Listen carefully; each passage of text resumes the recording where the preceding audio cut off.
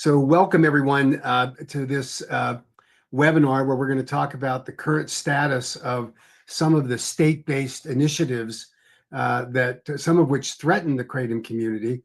And we thought it was important to make certain that everyone knew what the next steps were in those states where we're seeing these threats emerge.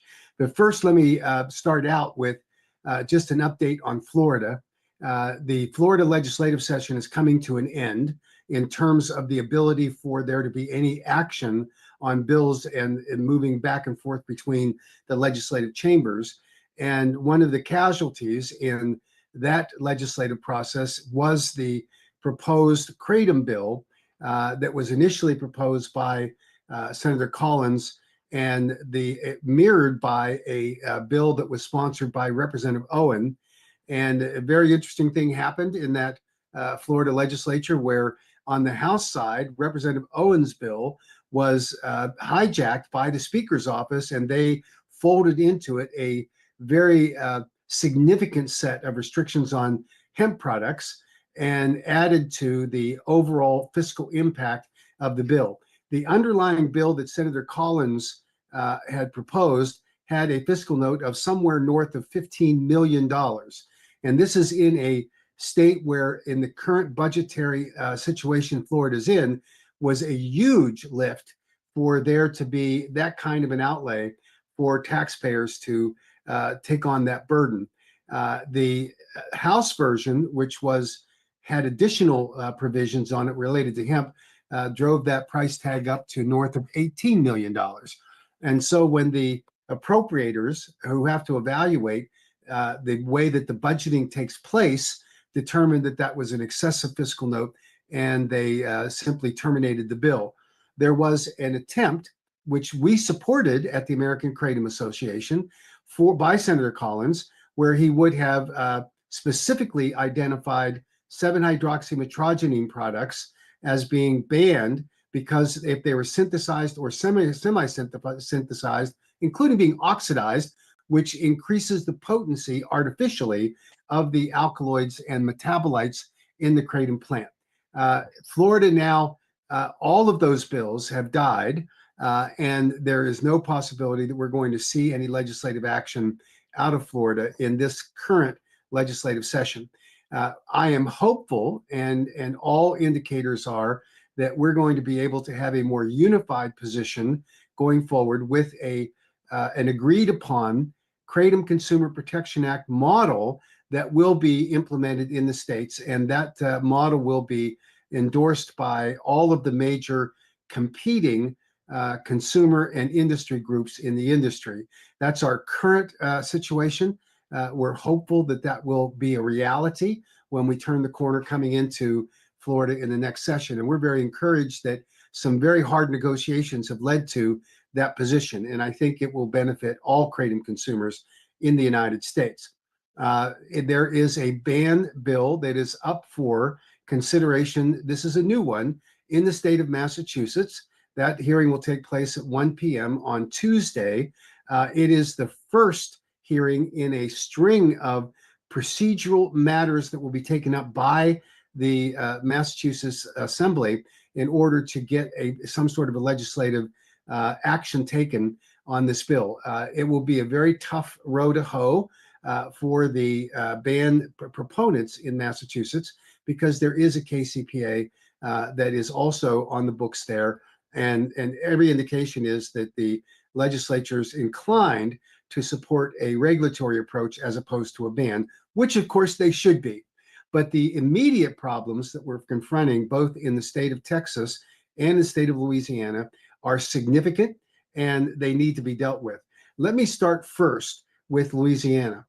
Those of you that have had the opportunity to go and watch or did watch when it was in real time, the hearing that was conducted by the Senate Judiciary C Committee, chaired by Senator Morris, where he as the sponsor of the Kratom ban bill and also was in fact the chair of the committee, which made it a fairly delicate situation that he was confronting when he was working through all of that. But he clearly was biased, and he had the chair and the power of the chair that comes with the actual evaluation of a bill. And so he had the freedom to interrupt the speakers and those that were testifying at will, and he did so. And if you haven't seen it, you need to go back and watch it, and you will see how blatantly biased and unfair he was. And he came to the table, and perhaps it was in good faith, but he was completely misinformed about this. He choreographed in a very excellent fashion all of the advocates for his bill, allowed them whatever time they needed in order to say whatever they needed to say, despite how inaccurate the information that they were conveying was actually being relied upon by the committee members. The committee chair has immense power because in his hands, in this case, he controls a lot of other bills that these committee members want to see acted upon in a favorable way. And so he obviously leveraged his position with them.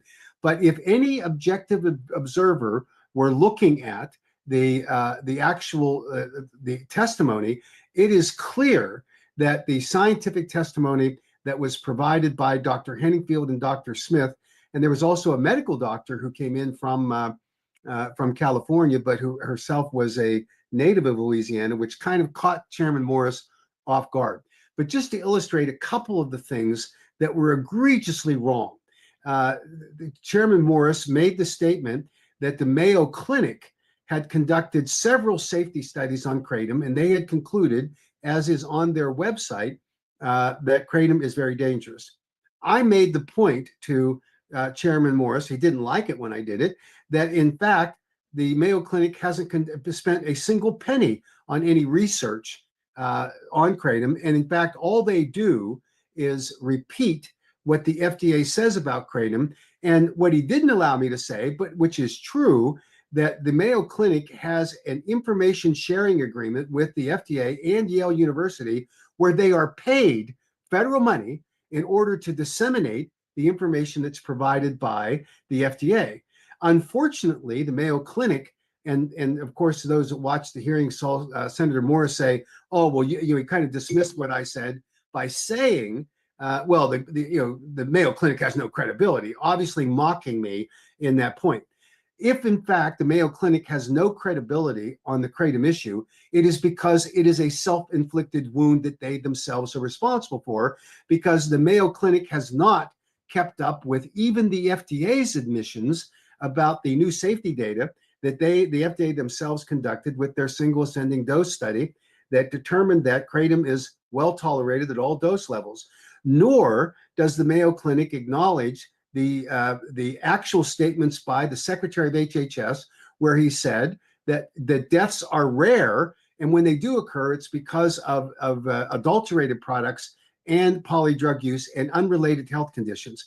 The Mayo Clinic has not updated their page with respect to the information that is available from Dr. Giroir, who said when he rejected the FDA's dossier on the evidence and data presented to justify their scheduling in 2018, where Dr. Giroir, who by the way is a fellow Louisianan, said that specifically that the FDA's evidence and data was embarrassingly poor evidence and data and a failure to consider the overall public health. The Mayo Clinic simply ignored all of that. You can only conclude it's not because they have independently done any studies. They have not. And it's not because they're looking for the truth, because obviously they're not. They are simply responding to the information sharing agreement for which they are paid by the FDA in order to republish information that the FDA has actually said. And nobody's bothered to update nor to hold to account the FDA itself for the information that they had.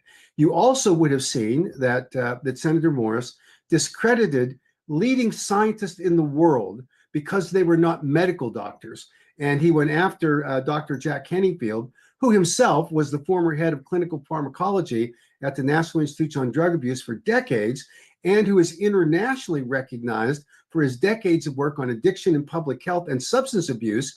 And he discounted, Senator Morris discounted what Dr. Henningfield's scientific expertise is, and he didn't look at the quality of the evidence, nor did he evaluate clearly what the credentials that are held by both Dr. Henningfield and and by Dr. Kirsten Smith, who also testified, Dr. Henningfield made the point, ignored by Senator Morris, that he trains medical doctors on substance abuse, addiction liability, and the methods that should be used by all medical professionals to provide appropriate medical services to those individuals that need interventions in those areas.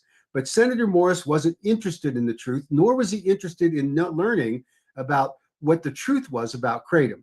He also made the absurd claim that there are no double-blind, placebo-controlled studies on kratom safety. It is simply incorrect. When it was pointed out to them that, in fact, there was a study that was conducted by Johnson Foods, a kratom vendor in the United States, with a clinical research organization, highly credible one, in Canada, for the purpose of doing regulatory action in the United States, he said, Senator Morris said, well, that's not a U.S.-based company. Well, it doesn't have to be. And then he tried to discredit it because it was an industry-funded study. Every new drug application that it goes through the FDA based on user fees is funded by pharmaceutical companies, every single one. There are some cases where the original research is done at NIH, but then it is picked up by a pharmaceutical manufacturer, and the billions of dollars that are required to pay for an evaluation of a new drug application and all of the studies, the human clinical trials that have to be conducted, are all paid by that company, all with the self-interest of trying to promote the actual product that they want to see the FDA approve. But all of those studies are done with these contract research organizations who are held to very strict ethical standards, and the FDA themselves require that those companies meet specific standards to make sure that the quality of the information is actually reliable. And that's what the CRO that did the Johnson Food study, with a double-blind, placebo-controlled study on kratom safety, but Senator Morris didn't want to hear about it. He has this narrow view that he's right about kratom being dangerous. He also was unwilling to even consider the fact that the FDA conducted their own single ascending dose study in 2023 that was announced in 2024, which was the precursor to the FDA now conducting an ongoing human abuse potential study, or a HAP study, which evaluates addiction liability. But you could not do that study, the HAP study, unless you could demonstrate that you could safely administer and ethically administer kratom to human subjects. And so there were 40 people in the cohort of the study, including those in the placebo group, double-blind, placebo-controlled studies. The human subjects didn't know what they were taking. And what the FDA found was that their hypothesis that there would be significant adverse events that would occur at somewhere around the 8 grams consumed in a 5-minute period never happened. In fact, they got to 12 grams in that 5-minute period, and they saw a minor adverse event of nausea, which is what happens when you consume too much kratom. But in this case, any plant material, as the placebo group was ingesting, of that level, 12 grams in a 5-minute period, is going to make you nauseous. It was then that the FDA abandoned the single ascending dose study, and they concluded that kratom appears to be well tolerated at all dose levels. Senator Morris didn't want to hear that because that didn't fit the narrative that he has. And we pointed out to him that, in fact, that the FDA themselves, when called to account before a federal judge in the Southern District of California in a kratom import case, when the judge wanted to know specifically what the FDA's position was on the danger of kratom, because he was being asked to sentence an individual to an extended jail term, he wanted to know the truth of it. And the FDA refused to appear in that courtroom, and they explained through the U.S. attorney that, in fact, the FDA, have not yet determined whether kratom is dangerous. And yet, Senator Morris, somehow, having a body of evidence and data that no one else seems to have, has concluded that Louisiana needs to ban kratom. And of course, that's ridiculous. The FDA's own evolving position contradicts what Senator Morris is saying, and there is no basis for him to move forward with this. And I think that the critical point that we were making, and one that we now are charged to make on our own to the members of the Senate, they will vote on Monday on this bill.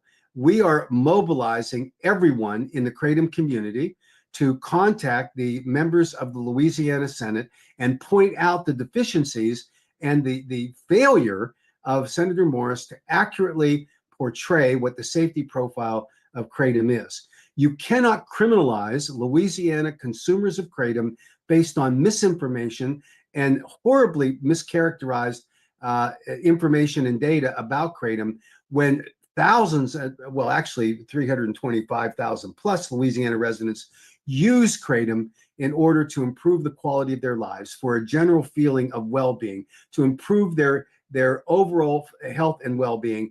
And some who use it to manage chronic pain, some use it to reduce dependence on opioids. And those are the things that the National Institutes on Drug Abuse Director, Nora Volkow, touts as being why kratom should be readily available to people, particularly in remote areas, and that includes Louisiana. You would think that Senator Morris would understand that point and would accept it, but he failed to do so.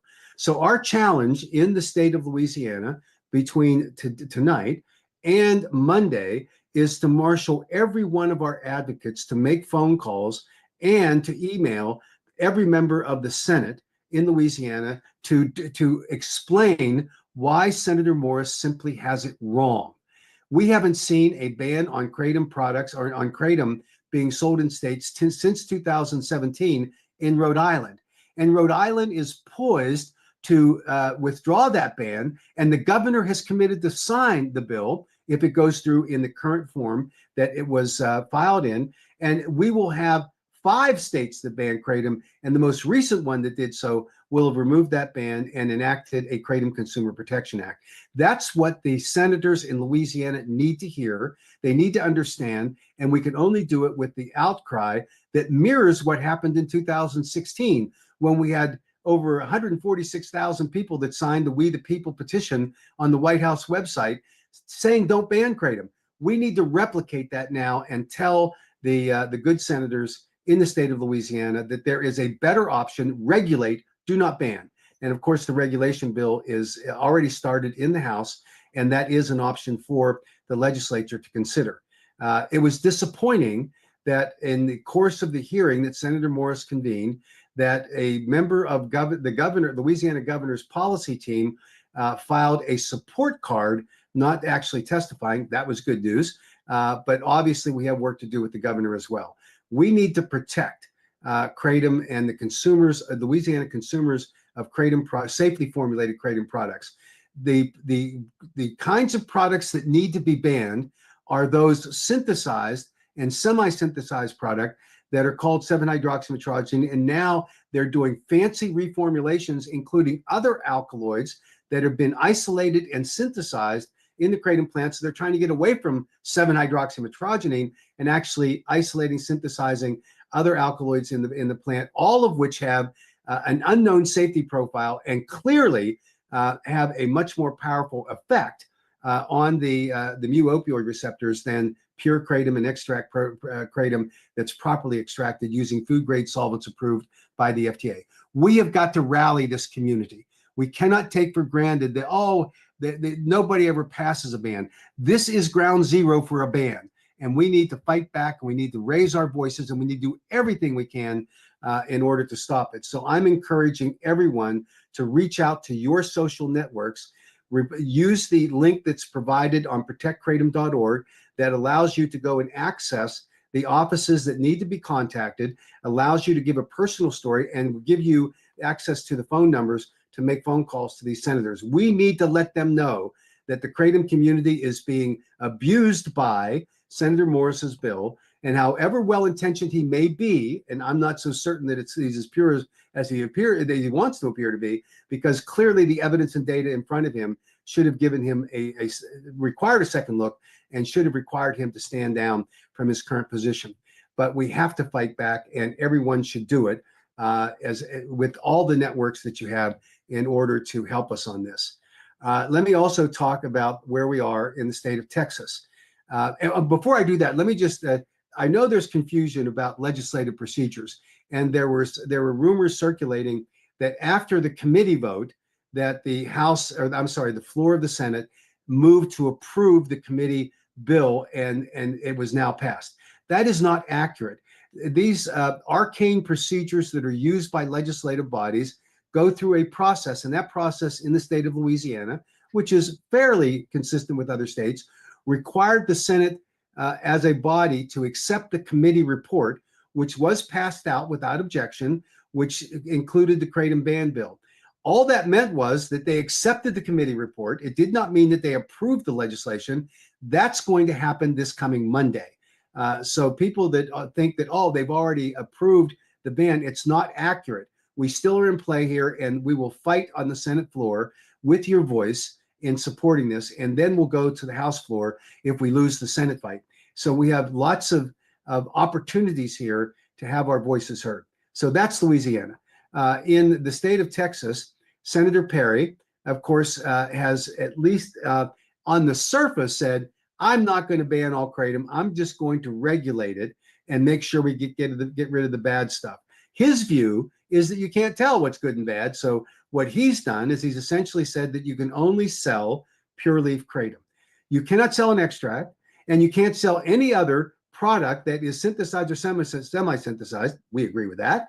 But he calls all of that being bad. And what he's done is constructively set up a ban because you cannot sell any kratom product, including pure leaf kratom, in any store that also sells alcohol or cigarettes or vape products or hemp products.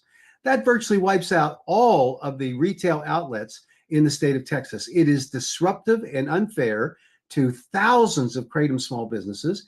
It is completely undermines the kratom marketplace for Texas vendors of kratom, puts them at risk for being able to stay in business, all in order to satisfy this desire by Senator Perry that he's going to go after kratom because he believes it's a dangerous product.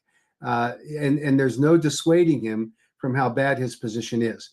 So where we are currently is that the Senate bill has passed in the Senate, the Texas Senate, and it's now before the Texas Public Health Committee. Our lobbying teams, and unified with all of the advocacy groups, which includes the Global Kratom Coalition and the Botanicals for Better Health and Wellness, are fighting against this bill, and we want to defeat this bill because it is a constructive ban on kratom. Now, unfortunately, we also have, as an ally, the Heart Group, which wants to kill this bill too, because it obviously would ban 7-OH products and the other synthesized and purely made up from a test tube kind of products that they're now peddling. We don't need their support or help. We want to continue to call them out, but they are on the side of banning this bill or defeating this ban as well. We'll need in Texas the same kind of strong effort that will be needed in Louisiana in order to defeat this ban. It is troubling that there are so many of these states that are now regurgitating these bans, largely fed, I suppose, by the good funding of the trial attorneys who are trying to demonize kratom and trying to get on the books an additional ban so they can go into court and say, look how dangerous this product is because this state has banned it. We have 15 states that have passed the Kratom Consumer Protection Act. We know there will be more coming. We don't need a step back or two steps back because some state, because of the well-funded efforts by trial attorneys, gets to actually thwart the progress that we're making based on inaccurate, incomplete, and outdated science. And that's the bottom line. I know that some in the anti-kratom community are cheering all of this, and they're sort of unfortunately, the tools that are being used by some of these trial attorneys in order to promulgate false, inaccurate, and incomplete information about kratom. You simply have to look to the conclusions of the Secretary of HHS that says that kratom deaths are rare, and when they do happen, adulterated products, polydrug use, and unidentified underlying health conditions. When you see that same statement by the National Institute on Drug Abuse, the deaths are rare. When they occur, adulterated products, polydrug use, undefined health conditions. When the FDA says it, the deaths are rare. So if there's something that someone knows that it contradicts that position, which is why kratom is not scheduled at the federal level, then why in the world would they convince or be allowed to convince some unsuspecting legislator in some state that they should carry this crusade forward when in fact it's not justified by the science? Most of these states mirror the same 8 factors that are required by the Federal Controlled Substances Act in order to schedule a substance. In some states, it's word for word. That's true in Massachusetts. It's true in Louisiana. It's true in Texas. So the same standard has to exist. So it's not too far a reach to say, what do you know that the federal government doesn't know? Because the FDA wants to ban kratom. They just aren't able to do so based on the science. And so that's got to be our argument as we go forward, and why we have to unify and actually go after these issues as best we can to make sure that our message is heard. So we are going to give you specific instructions in the next couple of days on how to deal with Texas as well, once we get an idea of when the Public Health Committee will convene a hearing along the way. So that's the update. I'm going to go to some of the questions here, and we'll try to get through them as quickly as we can. John asked, it seems the issue with Texas SB 1868 is to do with the language of the overall alkaloid composition rather than stating 0.1% of 7OH threshold by dry weight measurement. Is this language an error? What is true is that bans all kratom, because all kratom has some level of 7-hydroxymetrogenine as a metabolite as it develops in the drying process. That 0.1% is at first it's not quantifiable. I told Senator Perry's staffer this. They didn't care. They know that that's an effective ban on all kratom if it were to be tested. So it's not an error, it's deliberate. And these senators have no interest in the natural leafs being able to be on it. And it is a mistake for anyone in the kratom community to think, oh, I can keep the pure leaf. I'm willing to give up extracts. That is a mistake. It's a mistake on policy. It's a mistake on science. It doesn't comport with what we know about all of this. John then says, lastly, wouldn't the House recognize that Texas already has a KCPA? They should. Senator Perry doesn't want to because he said it's not being enforced correctly. There are ways you can enhance enforcement. There are ways that we can assist with that. It just requires a stronger enforcement mechanism in the bill, and we've provided a set of amendments which Senator Perry has rejected. And then John asked if that could quickly cause House members to shoot the bill down. We hope so, but it's not going to happen unless you raise your voices to make sure that kratom consumers are heard and that these members understand that there's an impact with their constituents along the way. So if we adopt the standard that Senator Perry has embodied in his bill, it will ban all kratom. Trust me, there's no out on all of that. The reason that the senators didn't deal with this error is that Senator Perry is a very powerful member of that body, and they believe him. And this is such a difficult issue to explain. And when you are in the business of explaining something that is that difficult to unwind and dissect for them, they tend to gloss over it. So it's one of those things that happens. Kamal says, with fentanyl deaths down nearly 30% this year, do you think 7-hydroxymetrogenine can play a role in harm reduction? And how should we balance regulating without risk of a rebound effect with prohibition? So Kamal, with all due respect, anyone who suggests that the 30% reduction in opioid or fentanyl deaths this year is attributable to 7-hydroxymetrogenine is up in the night. The reason why you see the significant reduction in opioid-related overdose deaths is twofold. One, we're coming off of the COVID experience where people were isolated, depressed, and that led to a very large spike in overdose deaths because of mental health issues that are attended to it. But secondly, the reduction is more targeted, and this has been documented with studies that have been conducted because of the wide distribution of Narcan that has helped people avoid an overdose death.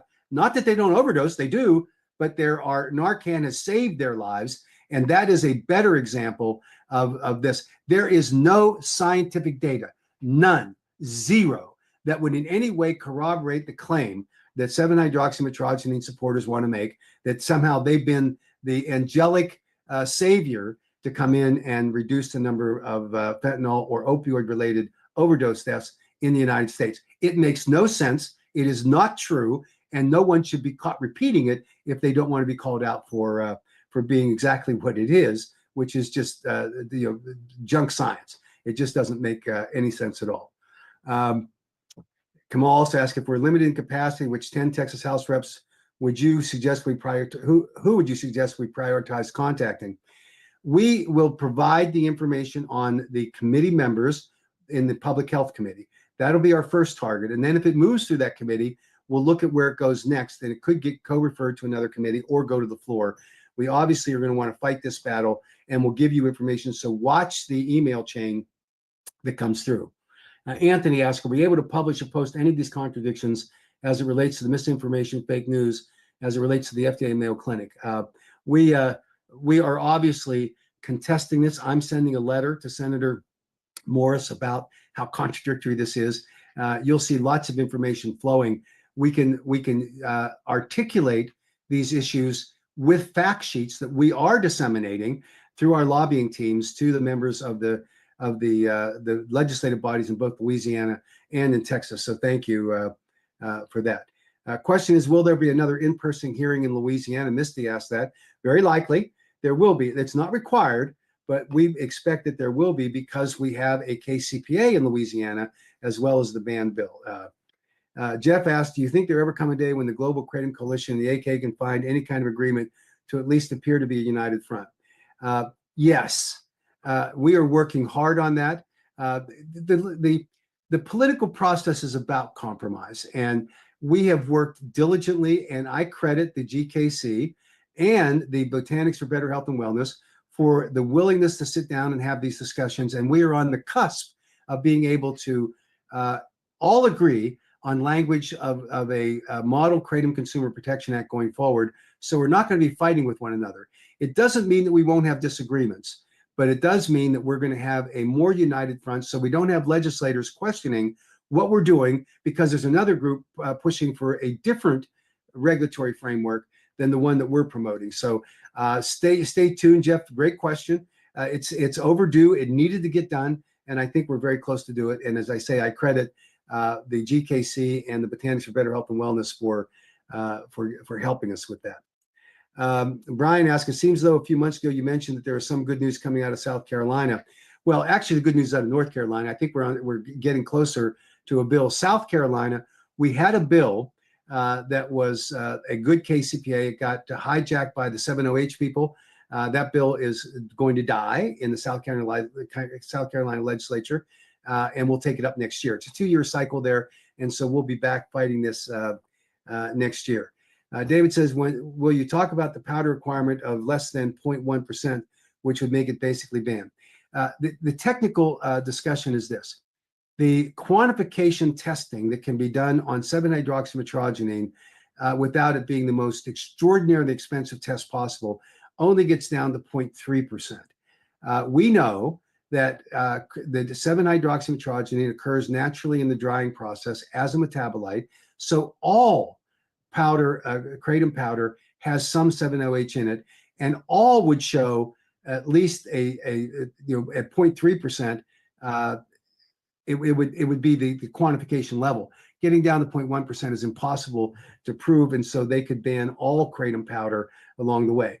It doesn't mean that they will. It means they can. And when you empower a regulatory body, a state agency, to have discretion, I think you could find they're going to abuse their discretion, and that's why most of our KCPAs limit what these state regulatory agencies can and cannot do with respect to kratom. Michael asks or says, I'm in Illinois. My nearby local gas station smoke shops are selling 7-OH at the front.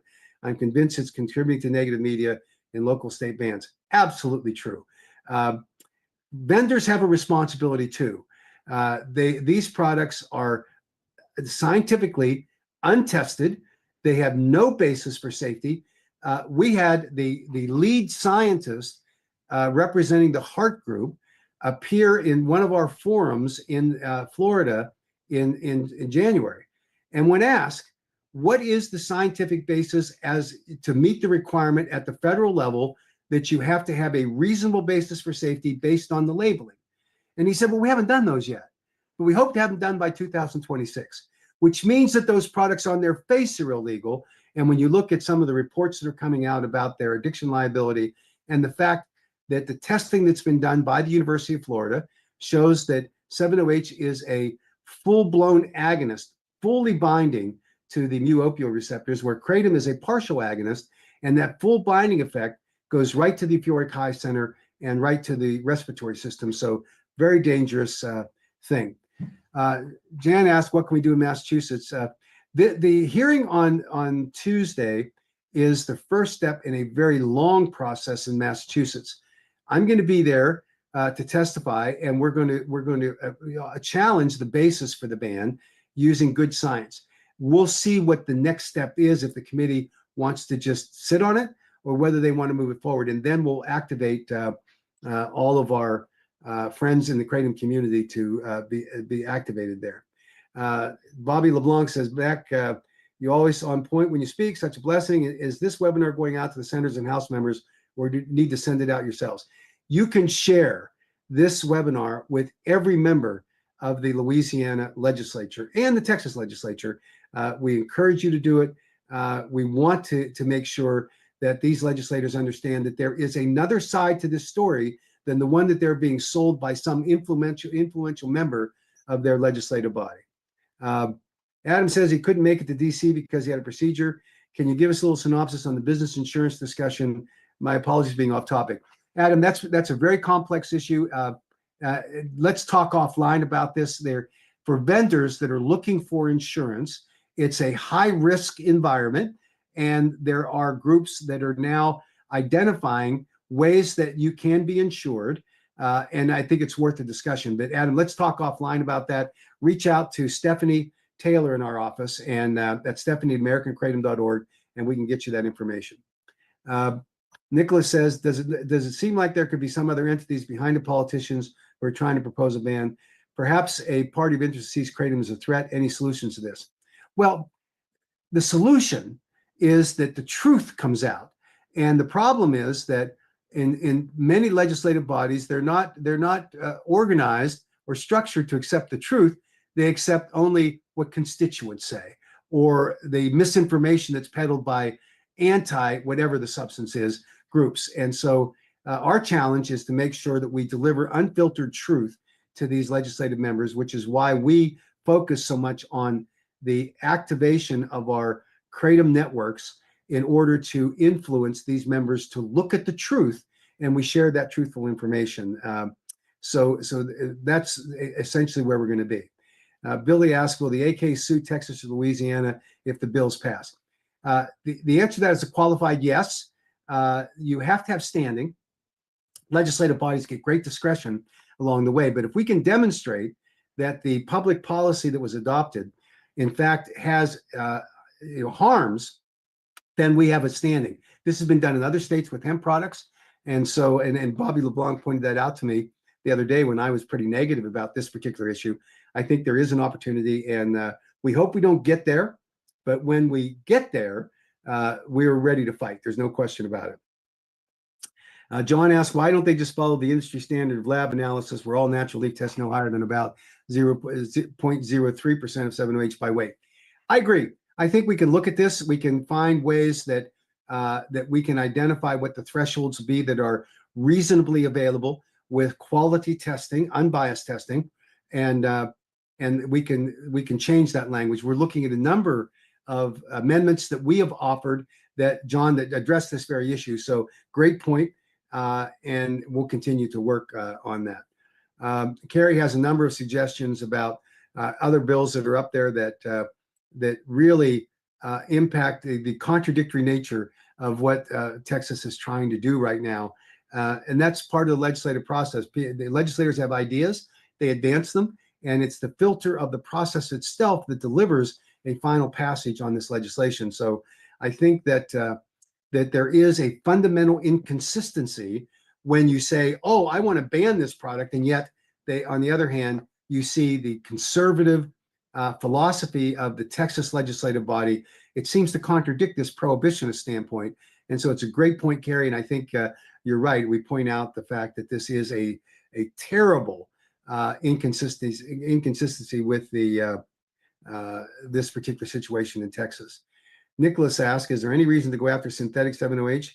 I don't know if it makes the association appear more reasonable, credible. Those politicians are already keen on prohibiting kratom.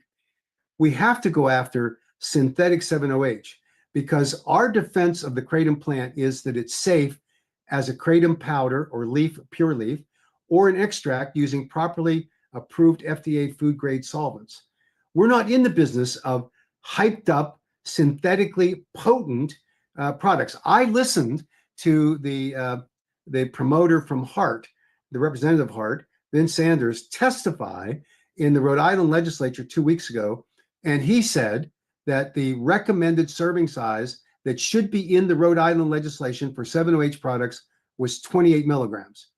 There is not a scintilla of scientific evidence that documents the safety of a 7-OH product at 7 milligrams, let alone 28 milligrams. And they suggest that is mind-boggling, and which is why we have to fight.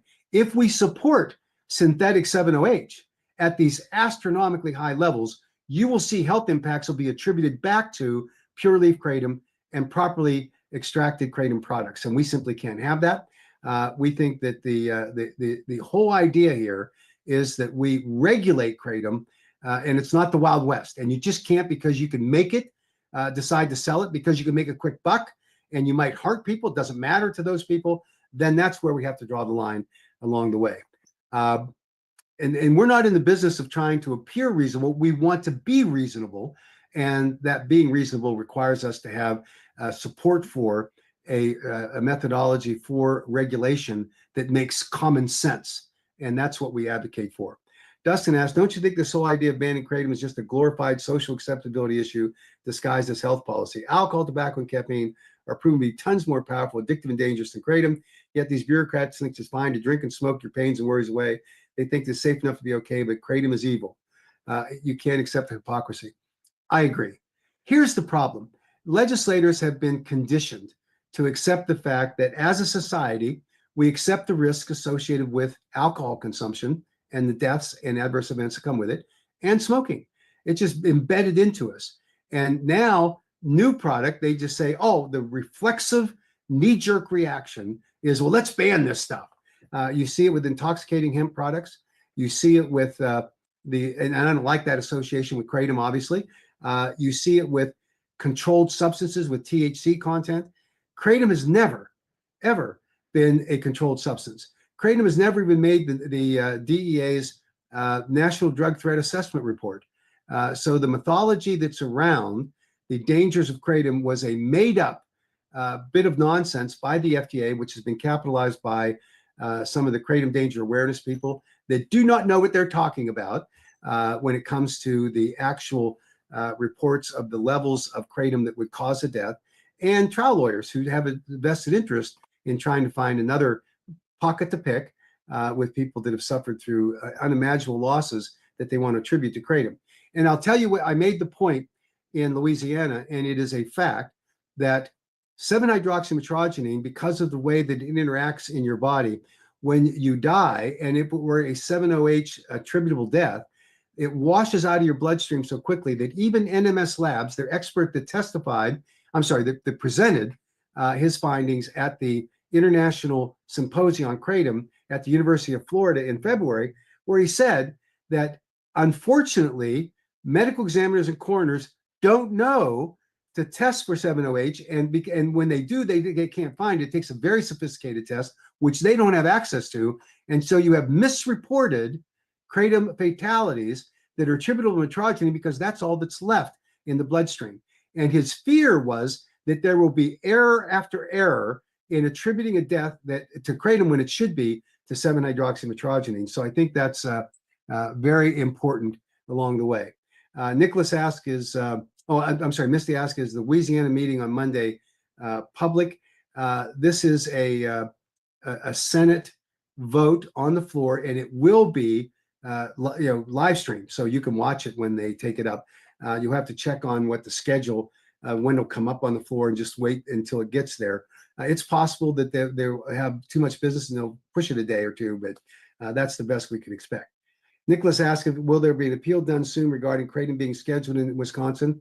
We have about exhausted our discussions with the Wisconsin Controlled Substances Board, and so that appeal is going to be sent in pretty quickly going along here. John asked, as a vendor, I was approved for a card processor recently, but today authorized Net the Gateway denied the application. The product we were selling, because the product we were selling is Pure Leaf. Every one of these credit card processors use an algorithm that looks at risk assessment of how they may be implicated in the facilitation and processing for products. And unfortunately, this is a byproduct of it. It is wrong. It's very much akin to the process in the Obama administration where they tried to squeeze out credit card authorizations for guns and other objectionable products that they didn't like. And that failed. But we're back in the soup here with these algorithms that are singling out Kratom. And that's a real problem. We're working hard on trying to get that done. Adam asked, if the state passes the KCPA and a consumer finds a bad actor making the industry look bad, who do they report it to? It goes to the state regulatory agency. They can obviously report it to the FDA through the MedWatch program, the FAERS database, the FDA Adverse Event Reporting database. They can report it to the Department of Health in any state, and they will get some attention. Adam also asked, what update on Facebook's new draconian anti-Kratom measures? We're fighting hand-to-hand combat with them every day. We take one step forward and 4 steps back. They are hard to deal with. I need to amend that. They're impossible to deal with. They're all highly mechanized and computerized, and they have a couple of people that are in foreign countries that are monitoring all this, and very difficult for us, but we continue to fight along the way. Anthony says, you just mentioned a fact sheet that's being used in recent correspondence. Can it be shared? Absolutely.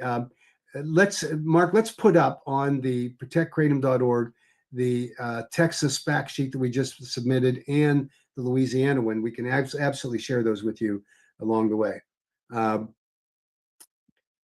Jennifer asked, have you seen that some of the legislation in Tennessee has the intention of a full ban next session? Some are going to push that, but that resolution that was passed also called for regulating or a ban. We're going to obviously play to the regulation side of it because we think that this is where the fight's going to take place. Amanda asked, in Massachusetts on Tuesday, where it's the state capitol. I don't know the actual room number yet, but when we find it out, we'll send out an alert. And those who want to come and observe that or participate in it, you're obviously welcome to do so. Dustin says that I work for my county's judge. He knows that Kratom has helped me with my multiple sclerosis. Would it help if he were willing to talk to some of these legislators? Absolutely. There was a member of a local parish that spoke in Louisiana and talked about how her parish was going to ban Kratom, but she was now leading the charge not to do that. These are important testimonials of government officials who are in evaluating positions to be able to share that testimony. So Dustin, absolutely, if you can get your county judge to testify to these legislators, that would be a fabulous thing. I don't know what state you're in, but let us know, and we'll be glad to help along the way. Michael says, just found out about this meeting late. Can you give a brief update on the status of Texas? This will be up on YouTube almost immediately afterwards, and you can watch the whole thing. And John points out the credit processor was shocked. It's because the algorithms are pulling the stunt, and so I'm sure that that's along the way. Dustin, I've already addressed the AK and GKC ever unite. I don't know, but we're going to be united in pursuing one model KCPA going forward in the future. Pyam asks, is it possible for SB 1868 to fail by legislative wayside similar to Florida? When will we know so? Absolutely, that can happen. Pyam, thank you for asking that. Sometimes the legislative process gets so bogged down because they're deliberating on the volume of complaints by consumers and by constituents. So that's why these emails and phone calls are so critical, because there can be a slowdown in the process and it could die just because there's no action taken. So absolutely, that's important. And thank you for bringing that up, because it's an important part of the all this. If I ask about Florida, certainly you can watch this after this is done. Misty points out that it's crazy how many 708 Facebook ads that she sees. Well, that's because Facebook makes money on ads, and they're only trying to restrict free speech, not advertise. I'm sorry, advertising. So it's one of the. It should be humiliating how contradictory it is, but it's the way it is. So that gets to the end of the questions. I'll emphasize again a couple of things. One, we need your voices in Louisiana and Texas. Please respond to them. Activate your social networks. Find everything that you can in order to give your message to the appropriate legislators. In the case of Louisiana, it's the state senators who will be voting on this on Monday.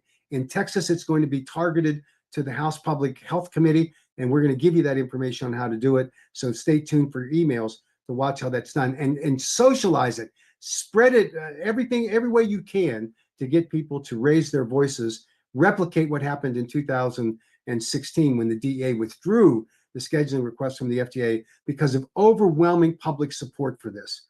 I think this is really important along the way. And John asked about what he should focus on. We will have our talking points up on the cratenprotectors.org website, and you can go to that, and you're free to use any or all of that talking points on these two bills in both Louisiana and Texas. So thanks to everyone. Raise your voices. Let's be as unified as we can. Let's not try to cannibalize each other when we talk about extracts versus powder. If the product is safely formulated and it meets FDA standards for food grade solvents with extracts, we should be supportive of each other in that fight. And let's not go down the path of shooting at each other. We'll continue to work on that. Misty asked for an update in Colorado. Well, this is close to the end in Colorado.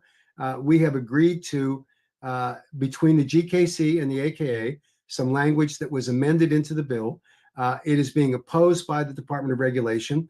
It has an uncertain pathway to passage with our amendments, but it will die if it doesn't include our amendments. So at least I hope. That's typically what would happen. So we're actually in relatively good shape in Colorado, given that agreement between GKC and AKA. And as I mentioned, we're working hard to develop that unified approach. And I thank the GKC people for their willingness to come and talk, and for us to have these kind of reasonable discussions as we go forward. So thanks to every one of you. Said it many, many times that we rely upon advocates. And along that vein, we've opened up our nominations for our latest AKA Hall of Fame for advocates. And so you will see information on how you can nominate people. We want to recognize the leaders in the advocacy community, because it truly is because of what you do that we're able to convince legislators and policymakers about the safety of kratom. So we all want to honor you. Please nominate people that you know in your network who have not yet been recognized.